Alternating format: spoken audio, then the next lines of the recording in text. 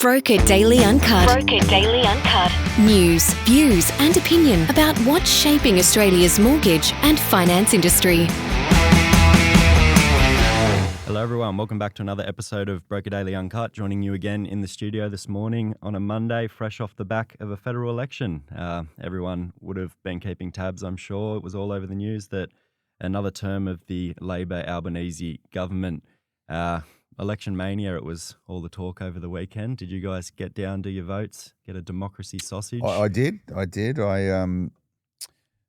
voted in. I wouldn't say sort of more rural Australia as a what do you call it? Where you're not in your own local area. Postal vote. No, I didn't postal vote. It was an absentee or whatever it is vote. So where you go to a little thing and you got to fill out some other paperwork. And I had a democracy sausage. To be un-Australian not to. I always enjoy election day. It's interesting to see how most people respond to it. And if you're sort of in and around it and you talk to politicians, you think most people sort of are really uber focused on this stuff. But most people are just going, I've got to go vote today. They'll rock up, do their thing and move on, right? They have this thing called the Canberra bubble where it's like an echo chamber of people who are really into politics talking to themselves. But most Australians are largely, just want to get on with things. So good fun. Yeah, well, I suppose that's one of the pluses for you, Alex. Being an expat, you didn't have to go down and vote on the weekend. Could enjoy yourself. Yeah, I do need to put my finger out and get my citizenship. My wife's a citizen, so it's embarrassing that it's taken me this long. But in some ways, not getting caught up in politics is quite refreshing. One of the many things I like about being in this country is that Australia just keeps moving forward. It doesn't really matter which political party is in power. And I don't mean to offend anybody on either side of politics, but it's a great thing about Australia that it just keeps moving forward. It's the success of this country is really down to the mindset of the people and the attitudes of the people. So it was some parking inconveniences. They would be my only observation around election weekend. But other than that, it's business as usual. It's nice to have it now done. Everyone can now look at moving forward, dealing with domestic and international challenges. I think for borrowers, for mortgage brokers, we can now start thinking about where we're headed in terms of the property market, interest rates, and mortgage specific, sort of products really. And I don't know if this is what the legislative ramifications are, Jack. I don't think there's anything major on the horizon one way or the other with either party being in power. Yeah, we had, as we said, leading up to the election, a lot of new introductions coming in with a big focus on first home buyers. I think the big one to come from the Labor camp was the 5% deposit and no LMI for first home buyers, obviously earning under a certain threshold. So I'm sure people will be happy that they're able to take advantage of that in I was looking at that months. policy. So the good thing now is that we have continuity. I think what happened over the weekend was Australians have voted for continuity.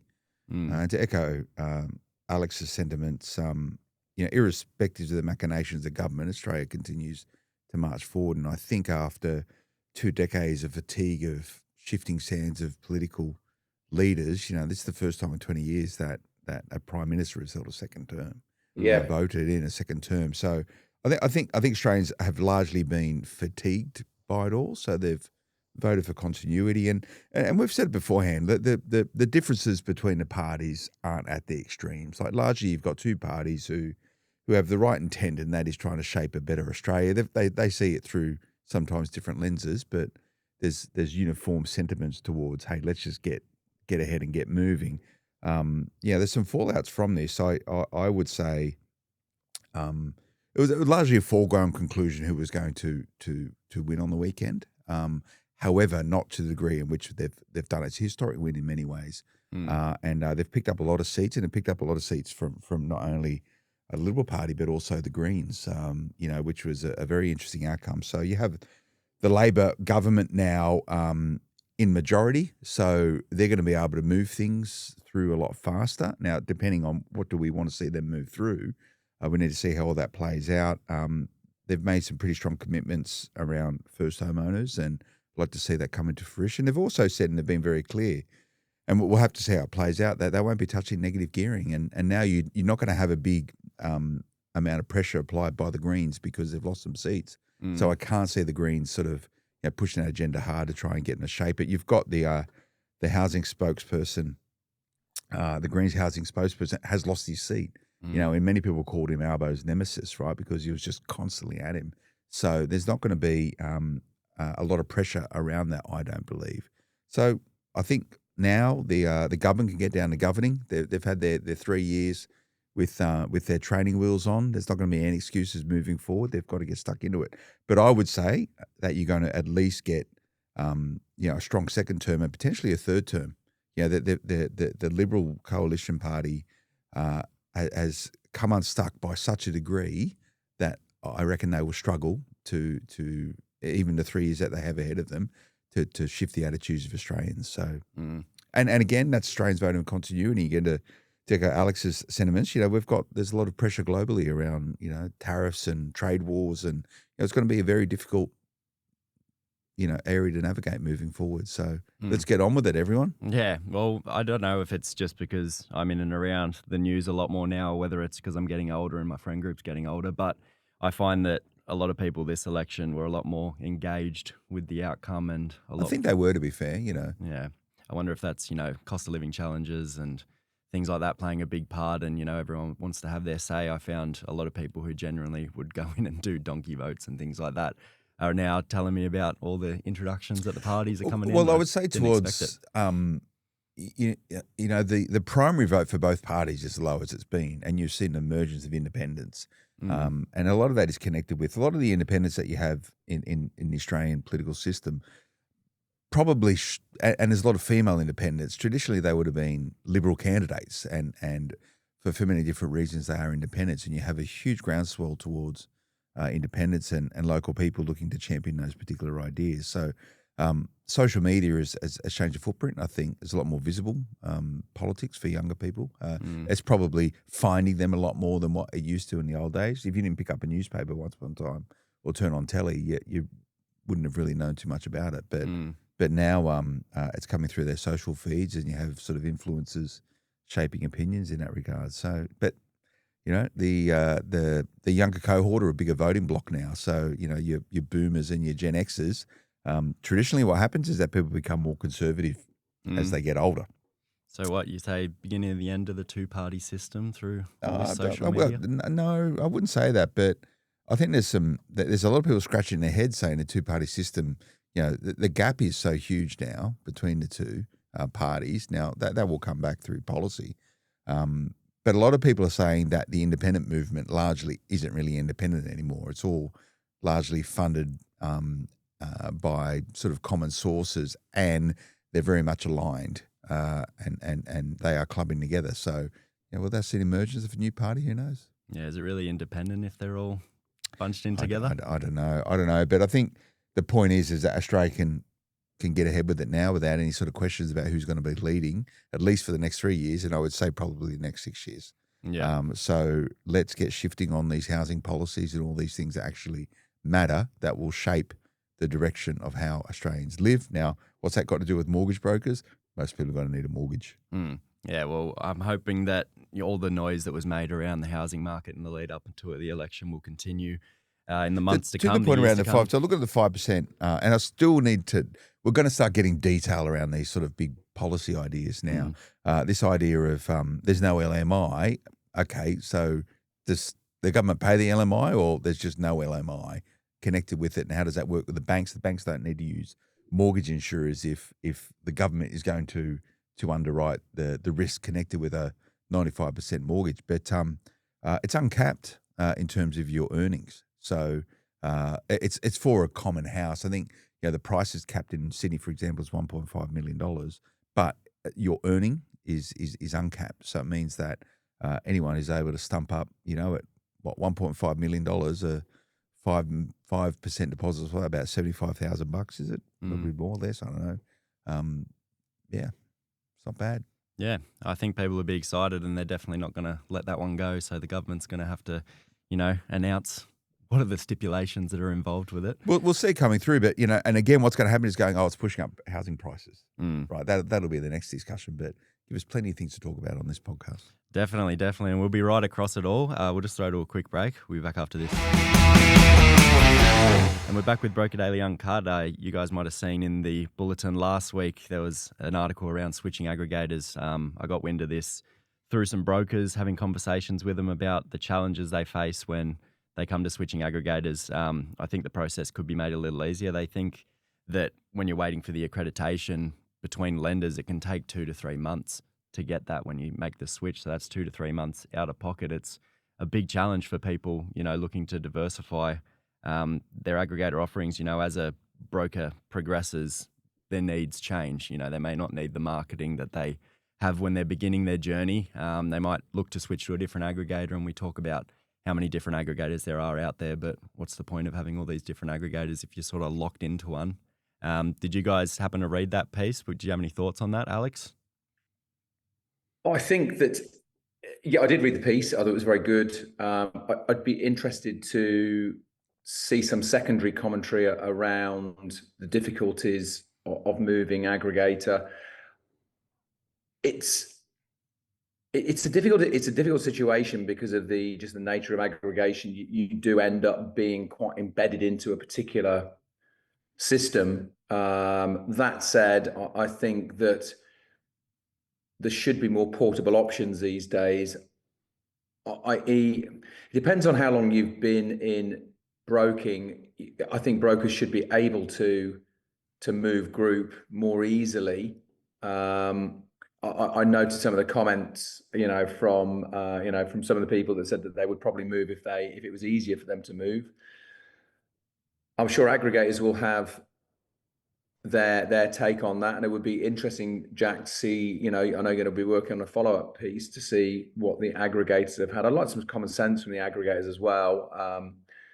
I'd like some acknowledgement of the challenges for everyone in the industry, brokers as well. I realise that the margins are thinner for aggregators these days. That there'll be costs associated with brokers up and going. And if you have a transient mortgage broking workforce with people in 1 week and out the next, it makes the whole thing financially unviable for the aggregators. So there's got to be a better. But I think it's an important discussion, Jack. I think it's good that you've opened this up. Yeah, definitely. And getting the opinions of brokers and the challenges they've got through, that's the first part of it, identifying it. But as you said, working on a follow-up, I want to hear from aggregators. I've reached out to a few already, have some chats locked in for this afternoon to see what people are doing to make it easier. I know it varies from aggregator to aggregator. It can be pretty different depending on who you're aligned with. But I suppose that's something that does need addressing, because a lot of brokers have come forward and said they've had troubles with it even since publishing the article. I've had a few emails coming through and they just want more clarity on it, which, I think is what seems to pop up time and time again, transparency and clarity, because it can often be lacking in the space, right? I think aggregation it's ready for a refresh.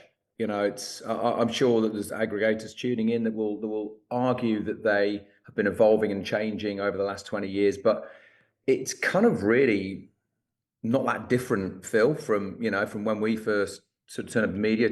2001, we started working in mortgage industry media. It's not really very different. Sure, tech's moved forward, but I just get the sense the whole thing is really due a review. Yeah, the big scheme of things is the aggregation industry matures. It's still quite young. What is it, sort of 25, 30 years old? So it's still finding its feet, and it's done so in an environment where you've had really the birth and rapid expansion of the internet 25 years ago, or the greater utility and use of it.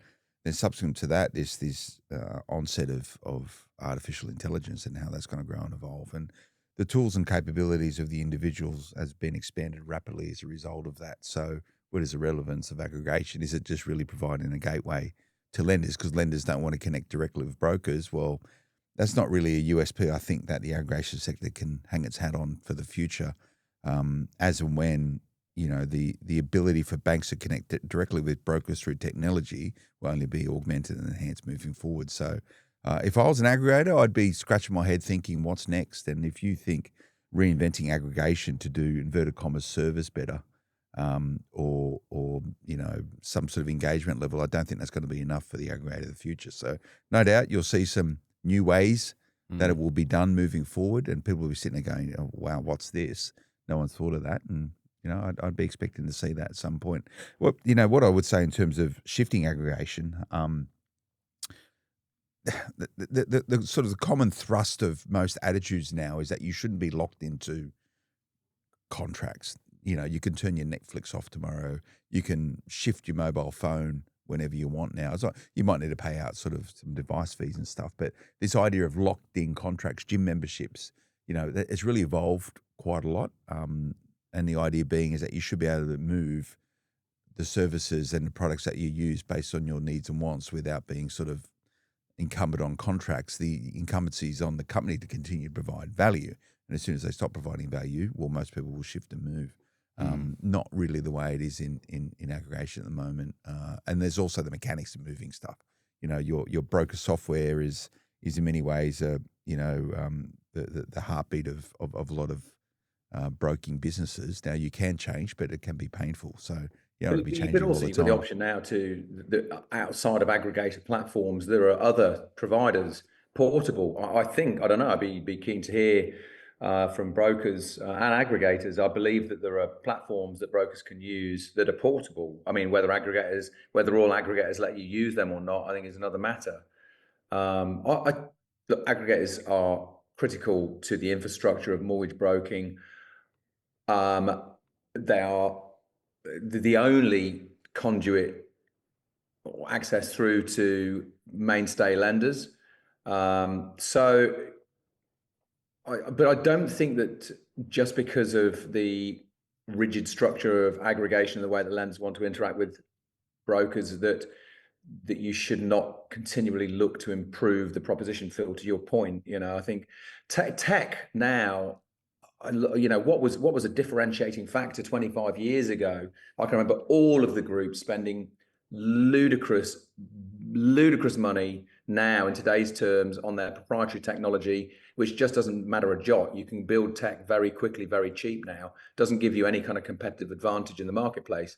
So I think working out exactly what your proposition is moving forward. Yeah, AI tools, sure, like they're remarkably easy for anybody to engineer now. Don't be fooled. You've got key providers sitting at the top that are the masters of the large language models and sort of generative AI. You've got overlay over the top of that. It's not hard to build AI tools, Phil. We do them in our business. We've got plenty of tools. So I think there needs to be a think about what aggregation is, where brokers fit in, how they interact with their customers, lenders, where their role starts and finishes in terms of marketing and lead generation. Yeah, look, it's exciting. I think. Yeah, I think the opportunity, just speaking about this podcast and what we do on Broker Daily, is from a sort of a position from us here, we're right behind aggregation in Australia. We think it's an absolute critical aspect of third-party mortgage distribution. However, it needs to evolve, it needs to change. So I think we can play our very small role in supporting and shaping what that change looks like. And I think the opportunity is for aggregators to come and talk to us. The story you wrote and the commentary around it is pretty important. But it needs to be aggregator-led, it needs to be lender-led, but it also needs to be mortgage broker-led. The smart aggregators will be building their businesses around the needs of the brokers of tomorrow and how they're going to be operating, considering all these things we've spoken about. So it's a key motherhood issue moving forward. I can't see lenders wanting to work directly with brokers. That's some way away, if ever. I think sort of structurally this is the setup, and I think it's okay. We can sort of move forward as an industry based on the architecture that we have today. But aggregators, let's get shifting. Reach out. I mean, I don't think they're ignorant to this. The chats that I've had with aggregators, and I had a good chat with Jason Back, who does the Business Accelerator podcast with Alex. He said that's, the stress they're having at the moment is trying to find the value proposition because the market is ever changing.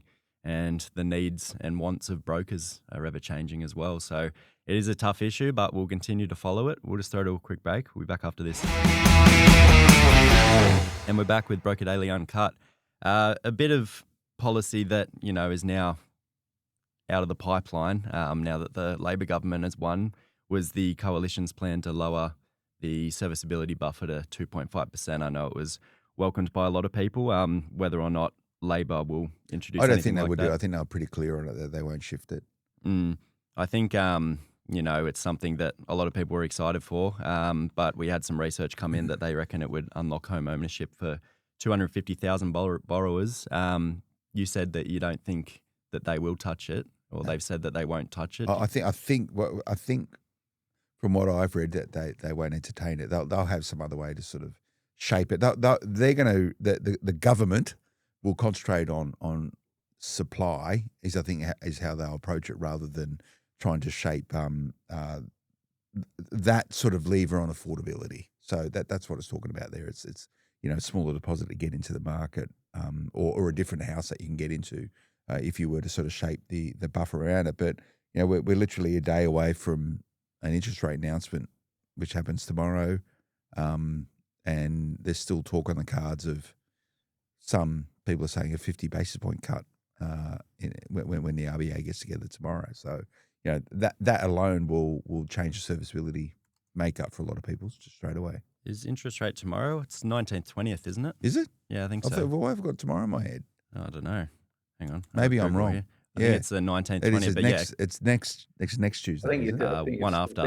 You're thinking first Tuesdays every month, Phil, which is what it used to be for time immemorial. Yeah, they got a new calendar now where they skip It always some used to be. months. It always used to be the first. Okay, yeah, because I've got to think of my calendar to do something tomorrow afternoon once it takes place. So on the basis that that's when it was happening. So 19th, 20th maybe I'm this wrong. month. Okay, there you go. But yeah, a couple of weeks, I suppose. It's not really time to settle, is it? It's still pretty full on for them. But there is a lot of weight on this decision. But if anything is to go by with the polls and stuff, they're saying again, as you said, could be up to a 50 basis point cut. Yeah. Well, everything I said is exactly consistent. It's just 1 week later. Yeah. So it'll be interesting to see. I mean, we'll be across it when it does happen. But I think, people are just looking for a bit of relief at the moment. It's been tough. Alex? What's that? Any thoughts with the interest rate cuts coming up and, a bit of relief in policy? Do you think it'll get a bit easier over the year? I see the data coming through. I've read various reports on our publications and on external ones. I instinctively think 25 basis points, but I'm just not well enough versed with the impact of what's happening in the States. And what happens in the States changes day to day, right? 1 minute, there's tariffs everywhere and it's trade wars with everybody. And then the next minute, Donald Trump's changed his mind. It's part of the way that it's the way he goes about doing business, keeps everybody in a state of constant kind of tension. So look, I'm going to say, I think probably 25 basis points, but I don't know. What are you saying, Jack? Are you thinking 50? I don't think 50. I think that's a little optimistic. I think people have pulled back on that a little bit now too. I think that was a few weeks ago people were saying that, but as you said, it changes on a whim with all the stuff in the US. I think Donald Trump's a bit more concerned about becoming the Pope now than worrying about trade wars. So. I saw that. That's crazy. Yeah, he had the AI photo of him dressed in all the robes. It was it was a funny one. I don't know if it was a joke or not. He loves it, that guy. Well, sort of just to sort of loop back to the start of the conversation, I think Australia's voted against Trump-esque type attitudes. That's what they're really saying. Canada did the same. Yeah, they're pretty much going, it's not what we want, but to dissect it, he's got that positioning wrong. The coalition got that positioning wrong through the campaign. Introducing ideas like their own efficiency department to try and strip costs out of stuff. Really missed the beat on that work from home call. It got sort of hijacked. He was talking about public servants, but I think every single Australian, I think most of those people that work from home pretty much went, if they start there, they're going to start messing around with work from home elsewhere. So they really, really pushed against him. Yeah, and I think that's what the Liberal Party will have to do over the next couple of years is reshape a bit, because I know younger voters tend to shy away from those sort of more conservative views a lot of the time. Younger voters get older. Yeah, and it's exactly right. When all the young voters become business, 97% of all businesses in Australia are small businesses, right? So when this cohort start becoming business owners and start, expanding their view of the world and how it all works, you become more conservative. Yeah, well, I'm waiting for the day. We'll see. But thanks everyone for listening to another episode. If you want to visit more content, visit brokerdaily.au. You want to reach me directly, aggregators especially, we want to hear from you, editor@brokerdaily.au. Talk to you again next week. The information featured in this podcast is general in nature and does not take into consideration your financial situation or individual needs and should not be relied upon. Before making any investment, insurance, tax, property or financial planning decision, you should consult a licensed professional who can advise whether your decision is appropriate for you. Guests appearing on this podcast may have a commercial relationship with the companies mentioned.